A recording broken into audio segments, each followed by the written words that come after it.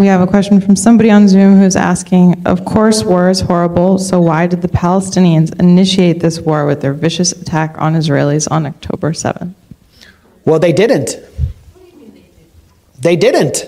This war has been going on for 75 years. Israel initiated it in 1948 by ethnically cleansing 750,000 people. We must expel Arabs and take their places. And if we have to use force, not to dispossess the Arabs of the Negev and Transjordan, but to guarantee our own right to settle in those places, then we have force at our disposal. David Ben-Gurion, the first prime minister of Israel, said that in 1937.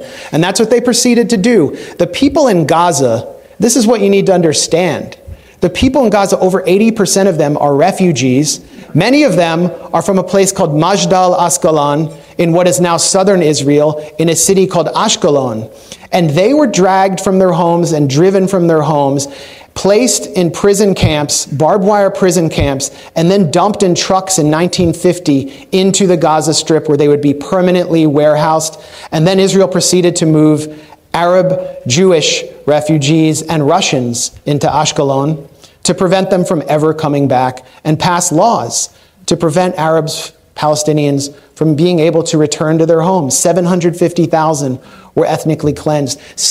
For 18 years, the remaining Palestinians, 100,000, were internally displaced inside Israel. The remaining were put under military rule. They were under military occupation until 1966. Then in 1967, Israel violently, in a war it initiated, occupies Gaza, occupies the West Bank, occupies the Sinai Peninsula, the Golan Heights in East Jerusalem, and then invades Lebanon in 1982, attacking Palestinian refugees there, puts Gaza under siege in 2005.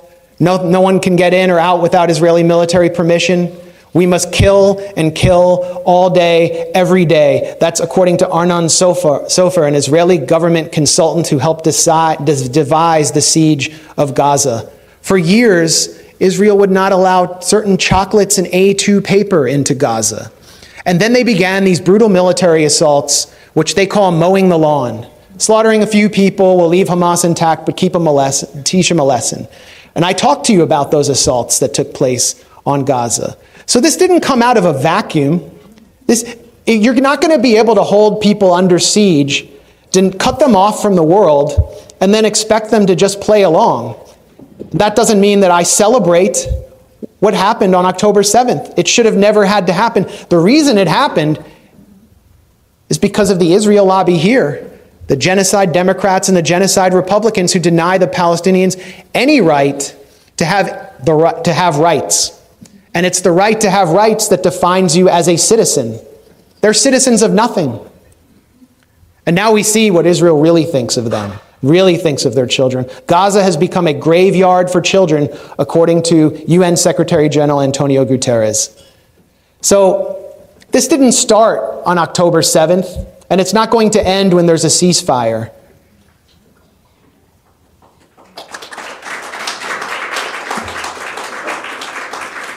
Max, about Gaza, what would Trump do if he were president, and what would the Republicans have done if they were in control?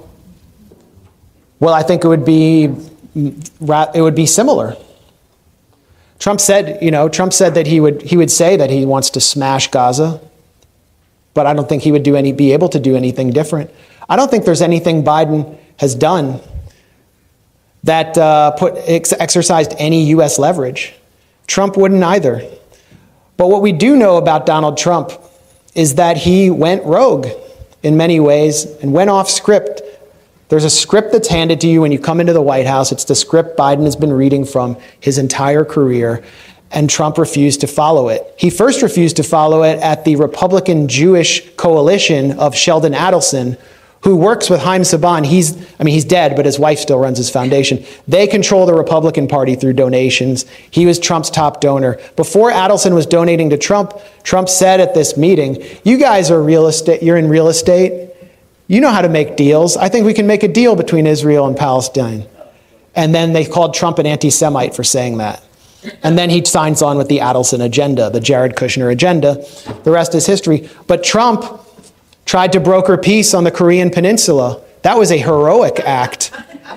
80% of Koreans support peace, while the Democratic Party establishment attacked him and mocked him for doing that. People want to have their families reunited there. He sat down to discuss reducing intermediate ballistic missile stocks with Vladimir Putin, and CNN published a story claiming that Putin handed him a soccer ball with a hidden mic inside to spy on the president. And Rachel Maddow, night after night, said Trump was going to be impeached and arrested for his ties to Vladimir Putin. This is how it was received. This is how peacemaking and diplomacy was received. So Trump, when he comes back in, is going to be under even more pressure than he was before to read from the Beltway script. And I don't know why anyone was laughing about peace in Korea, because anyone in Korea, except for a few fanatics in the South, wants to see the peninsula united and wants to end this war, which was itself a U.S. genocide,